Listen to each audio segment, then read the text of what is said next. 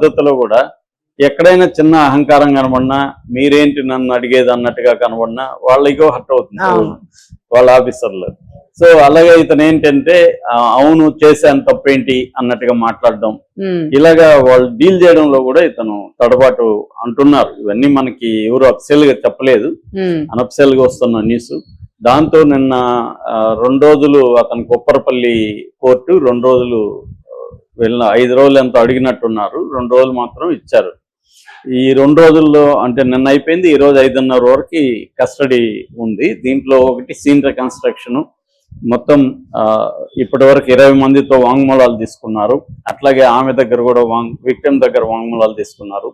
ఇతనికి వేరే ఒక స్త్రీతో అఫైర్ ఉందని తెలిసింది, ఇంకొంతమందితో కూడా ఉంది, వాళ్ళ దగ్గర కూడా వాంగ్మూలాలు తీసుకున్నారు. ఇవన్నీ పెట్టి ఇప్పుడు అడుగుతున్నారు. That is one thing. Second thing, ఇతను ఐఫోన్ ఒకటి దాచిపెట్టేశాడు. ఒక ఫోనే ఇచ్చాడు, అసలు ఫోన్ అది. దాంట్లో అది కానీ తీసుకొని ఫోరెన్సిక్ సైన్స్ ల్యాబ్ లో రిట్రీవ్ చేస్తే ఇతను ఏమేమి వీడియోలు తీశాడు, ఇతనికి ఆ వీడియోలు తీసే అలవాటు కూడా ఉందని చెప్తున్నారు.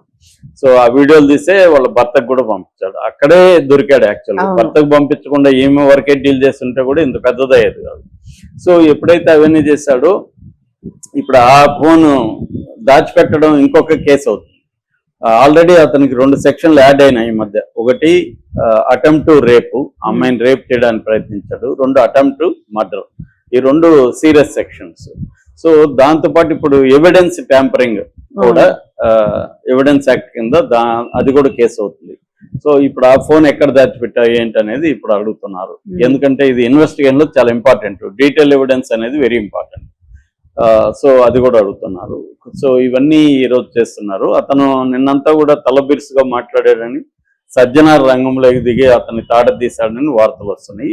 మేబీ అంటే డైరెక్ట్ గా సజ్జనార్ పోయి అతన్ని విచారించాడా లేదా అనేది తెలీదు, కానీ సజ్జనార్ దగ్గరుండి గైడ్ చేశాడని చెప్తున్నారు వాళ్ళ డీసీపీ వాళ్ళతో. అంటే ఇతను ఎలా డీల్ చేయాలి, అతను ఎలా రియాక్ట్ అవుతున్నాడు, దగ్గరుండి సజ్జనార్ చూస్తున్నాడు. ఎందుకంటే సజ్జనార్ కూడా దీన్ని పర్సనల్ గా, ఆయన మామూలుగా సజ్జనార్ క్యారెక్టర్ మనకు తెలుసు. ఏదన్నా సమాజంలో అన్యాయం జరిగినా ఇంకోటి జరిగినా ఆయన ఆఫీసరా లేకపోతే ఆర్టీసీనా అవన్నీ పక్కన పెట్టి యాజ్ ఏ సజ్జనార్ ఒక వ్యక్తిగా ఆయన రియాక్ట్ అవుతా ఉంటారు.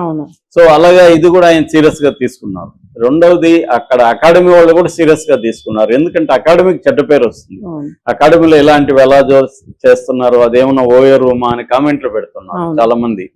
అందుకని ఇప్పుడు అకాడమీలో అసలు డిసిప్లిన్ ఎలా ఉండాలి, విమెన్ అండ్ మెన్ కి సంబంధించిన ట్రైనీస్ తో ఇంటరాక్షన్ ఎలా ఉండాలి, ఇవన్నీ వాళ్ళు ఎందుకు ఈ విజిలెన్స్ చేయడంలో ఫెయిల్ అయ్యారు, ఇప్పుడు అవన్నీ అక్కడ కూడా ప్రాబ్లం అవుతుంది. అందుకని వాళ్ళు కూడా, ఇది హోంశాఖ ఆధ్వర్యంలో ఉంటది కాబట్టి వాళ్ళు కూడా చాలా సీరియస్ గా తీసుకున్నారు.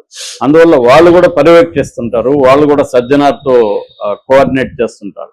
సో అందువల్ల ఇక్కడ ఏమవుతుందంటే సజ్జనార్ మీద కొంత ప్రెజర్ కూడా ఉంటుంది. అంటే ఈ కేసుని జాగ్రత్తగా డీల్ చేయాలి, ఏమాత్రం కొంత ప్రొసీజరల్ ల్యాప్సెస్ గాని ఉంటే అది ప్రాబ్లం అవుతుంది. అందుకని సజ్జనార్ ఏంటంటే దగ్గరుండి ఎటువంటి ప్రొసీజర్ ల్యాప్సెస్ లేకుండా మాక్సిమం ఇన్ఫర్మేషన్ ఎలా అవుతుంది దగ్గర నుంచి 2 రోజులే టైం, ఎక్కువ రోజులు. సో ఈ 2 రోజుల్లో మాక్సిమం ఎలా తీసుకోవాలి, అతన్ని ఎలా ప్రశ్నించాలి, ఇవన్నీ కూడా గైడ్ చేస్తున్నట్టు తెలుస్తుంది. అది ఒక రకంగా ఇండైరెక్ట్ గా ఇతని మీద ప్రెజర్, ఈ అబ్బాయి మీద ప్రెజర్ అయితే ఖచ్చితంగా ఉంటుంది. అంతేగాని డైరెక్ట్ గా అతన్ని కొట్టడము, మ్యాన్ హ్యాండిల్ చేయడము చేయకపోవచ్చు నాకు తెలిసి. కానీ వాళ్ళ సైకలాజికల్ ప్రెజర్ అతని మీద పెట్టడం, అతనితో మాట్లాడే పద్ధతి, ఇవన్నీ కూడా పోలీస్ పద్ధతులు వేరే ఉంటాయి. వాళ్ళు చాలా రూడ్ గా బిహేవ్ చేస్తారు ఇంట్రాగేషన్ లో. మనకు కానీ లాయర్ ఎవరో లేకపోతే చాలా రూడ్ గా బిహేవ్ చేస్తారు. వాళ్ళ అంటే హ్యూమిలేట్ చేయడం అనేది వాళ్ళ టెక్నిక్ అన్నమాట. మనిషిని హ్యూమిలేట్ చేయడం ద్వారా అతన్ని బయటికి తీసుకురావడం, ఇన్ఫర్మేషన్ అనేది చేస్తారు. ఆ టెక్నిక్స్ అంతా కూడా తన మీద ఖచ్చితంగా ఆల్రెడీ తను వూండెడ్ ఈగో ఉంది ఇతనికి. సో ఆ వూండెడ్ ఈగోను వాళ్ళకి తెలుసు కాబట్టి రెచ్చగొడతారు. రెచ్చగొట్టినప్పుడు మనోడు రెచ్చిపోతే అదంతా కూడా రికార్డ్ అవుతుంది. అవన్నీ కూడా ఇతనికి యాంటీగా ఉంటది. అందుకే ఇలాంటి కేసుల్లో అడ్వకేట్స్ చాలా ఇంపార్టెంట్. అడ్వకేట్స్ ఉండాలి. లేనప్పుడు ఏమవుతుందంటే విచారణ అడ్వకేట్స్ కావాలంటే కోర్టు ద్వారా కావాలి. కోర్టు కూడా ఇతనికి ఏం ఫేవర్ గా చేయలేదు. అసలు ఎక్కడ కూడా ఫ్రెండ్స్ గానీ సర్కిల్ గానీ మోరల్ గా ఎవరు కూడా ఎవరు ఫస్ట్ డే వాళ్ళ బ్రదరు వాళ్ళ ఫ్రెండ్ మాట్లాడారు, కానీ దీంట్లో వచ్చి మాట్లాడేదానికి వాళ్ళకి కూడా మోరల్ గ్రౌండ్ లేదు కదా.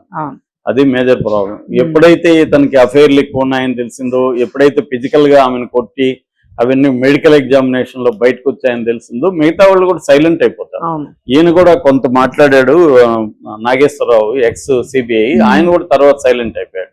ఎందుకంటే దీంట్లో ఇన్ఫర్మేషన్ బయటకు వచ్చే కొంది ఆయనకి కూడా Shock ఫోన్లు అవుతుంది. వస్తుంటాయి కదా, అవును. బ్యాడ్ మీరెందుకు ఇలాంటి దాంట్లో ఇన్వాల్వ్ అవుతున్నారు, అవును ఇన్వెస్టిగేషన్ ప్రాపర్ గా జరుగుతున్నప్పుడు మీరెలా దాన్ని అబ్జెక్ట్ చేస్తారు అనేది ఆయన్ని కూడా అడుగుతారు కదా. అడుగుతారు. ఆయన కూడా ఒక ఐపీఎస్ ఆఫీసరే కదా, అవును కాబట్టి ఆయన కూడా సైలెంట్ అయిపోయినట్టు కనబడుతుంది. ఏదేమైనా పోలీసులు అయితే నిష్పక్షపాతంగా వ్యవహరిస్తారు. సజ్జనార్ ఆధ్వర్యంలో చేస్తున్నట్టుగా మనకి ఈ కేసులో కనబడుతుంది. Right thank you sir.